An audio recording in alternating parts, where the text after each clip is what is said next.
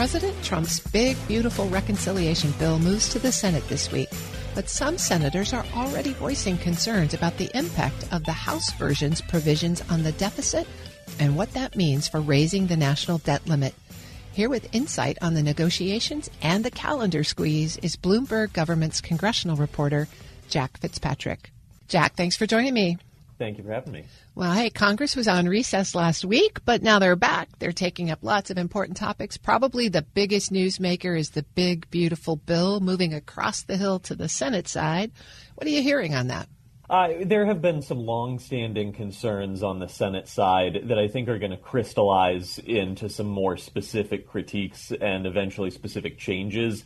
You know, we had heard from more moderate sort of swing state Republicans that they were concerned with Medicaid changes. Now, when you get members warning, don't cut Medicaid, they have to look at the specifics and decide, are these stricter work requirements? Is that a cut that's too much for someone like Josh Hawley? There are some members who are interesting to have an eye on, like Jim Justice from West Virginia, who said he has some concerns about the healthcare impacts, but he's okay with the work requirements. So, you know, for a while we've heard some sort of vague warnings that senators aren't going to go along with everything the House has done. I think now we're in the state of the negotiations where senators find some specific things they have problems with. And, of course, there's the Byrd rule where the parliamentarian is going to have to say, well, here's what does and here's what doesn't align with the reconciliation rules and the restrictions in the Senate that allow you to get things through with only 51 votes rather than 60.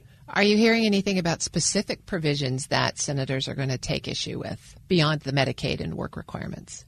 The Medicaid and work requirements, as well as potentially the SNAP measures, are something to keep an eye on that could put some pressure on swing state members who have competitive re-elections coming up. And then when it comes to the Byrd rule, and this is also probably related to some political pressure, you know, there's this measure that would basically limit courts' ability to hold litigants in contempt under certain circumstances if the other litigants have not put up money up front. There's some pushback to that on the merits and some question as to whether you can do that through a reconciliation bill under the rules. That's not really a budgetary measure. That's a restriction on the judiciary that presumably would not have a major budgetary impact. So there's some overlap where there could be some political pushback from moderate members as well as concerns being raised about what you're actually allowed to do through the reconciliation process. Well, the Senate's given themselves a July 4th deadline. How will this all get sorted out? That presumably will be the time they finish their version of this reconciliation package. Then they've got to come to terms with the House, yes? Well, they've talked about July 4th, but we're still talking about staggered deadlines because if you want to wrap this up and have it enacted by July 4th, which in the House, the Speaker said that was the goal. That's what he was talking about with Independence Day. You know, they want a signing ceremony. But keep in mind, the real functional deadline here probably is going to be the debt limit deadline because this includes a measure to raise the debt limit. And they probably have to do that by the August recess. There's a wide range of dates when they actually think the deadline to raise the debt limit could be, because this is hazy and it's based on the math of money coming in and going out.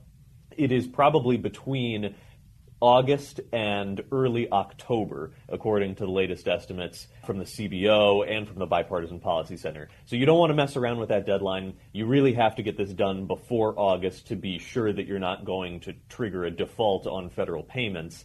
And so, yeah, if you want to delay this and say, let's vote on a Senate measure by July 4th and then start a quick conference between the two chambers, theoretically that's possible. But really, if you're trying to hold to the deadlines they've talked about, you'd like to see them quickly hold a vote before that 4th of July deadline, knowing that there's going to be some work if they make any changes to go back and forth between the House and Senate.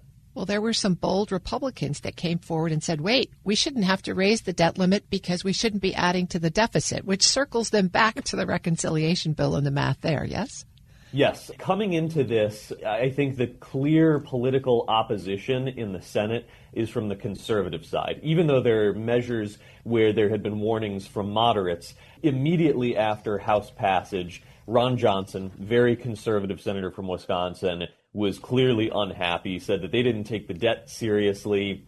He's open to a debt limit measure, but wants a very aggressive path to cutting spending and says this doesn't cut it. You wonder about Rand Paul, who made more vague statements, a little less opposed than Ron Johnson, but Rand Paul is certainly somebody who's willing to vote no on something a lot of Republicans want him to vote yes on. So you've got a bit of an early conservative contingent that, number one, is usually not comfortable voting to increase the debt limit at all, and number two, say they're not particularly impressed by the House's work. So there are a couple challenges on the conservative end in the Senate. I'm speaking with Jack Fitzpatrick. He's the congressional reporter for Bloomberg Government. All right, so beyond just debt limit and reconciliation, that bill has 1,000 pages in it. There's got to be lots and lots of other little provisions below the surface that aren't garnering national headlines, but still are going to be important for people. Give us a couple of those. Yeah, it's a big bill, and a lot of the attention has gone to the fact that it's basically an extension of the 2017 tax cuts, and then there's been a lot of attention on Medicaid changes, SNAP changes, and extra money for the military and for border and immigration. But beyond that, there's a bunch of stuff in there, and because it's a live negotiation, there are recent changes. So one of the things that got it through the finish line in the House, or, at least House passage, which isn't a real finish line, was seemingly because of one single House Republican, Andrew Clyde from Georgia. They added a measure to eliminate taxes on the purchase and transfer of firearms silencers. Andrew Clyde has a long history with essentially someone who is not supportive of heavy regulation of gun purchases. He has a history with the IRS there before he was a member of Congress. This was not something that was heavily campaigned on as the purpose of the bill, and it's not a major budgetary part of the bill, but he got them to add that measure almost at the last minute because he was one of the key conservative holdouts in the Budget Committee. So that's an example of sort of a late addition of something that's not sort of part of the core measures. I'd also point out there are things that have gotten some coverage that are quite important that just are not treated as core parts of the bill that may have been overlooked. For one, there's a 10-year ban on state and local governments doing their own artificial intelligence regulations and restrictions. And at this point in time, with the development of AI and the adoption of AI, that is an important measure.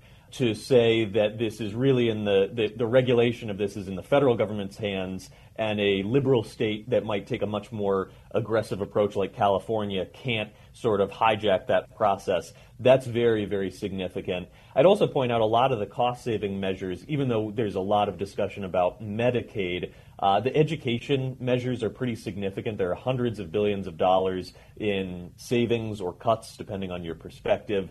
There's basically a cap on federal student aid overall. There are restrictions on Pell Grant eligibility. That's a significant offset to the cost of the tax measures that it's gotten coverage, but it hasn't really been treated as a core part of the bill. So yes, in a 1,000-page bill, there's a lot to go through, and it's not quite just a tax bill. It's a great example of the negotiations and how a bill becomes a law. Yes, including very last-minute changes.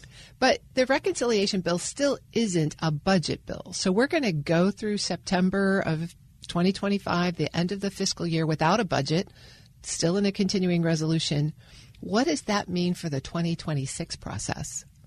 It means there's a lot of pressure for action. This is the first time we've had a full year continuing resolution for everything, including the military. The last time there was a full year CR for portions of the government, the defense appropriations bill had its own actual full appropriations bill. So especially even in a political sense, if you're looking at members of Congress on the Republican side, the defense hawks are not thrilled that we're on a full year CR, and they definitely don't want a long CR past September 30th, because then we're well over a year.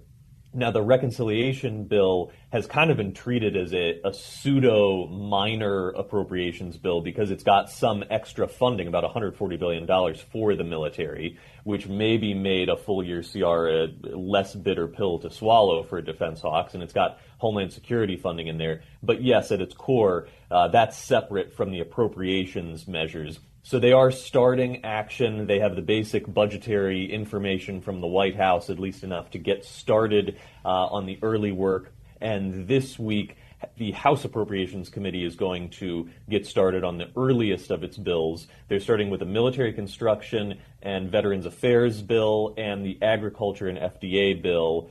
Those are two more bipartisan-leaning bills, even though the House usually doesn't go in a very bipartisan direction with its early bills. After that, next week, they do Homeland Security and defense, which are heavy lifts because border measures are controversial and defense is the biggest appropriations bill.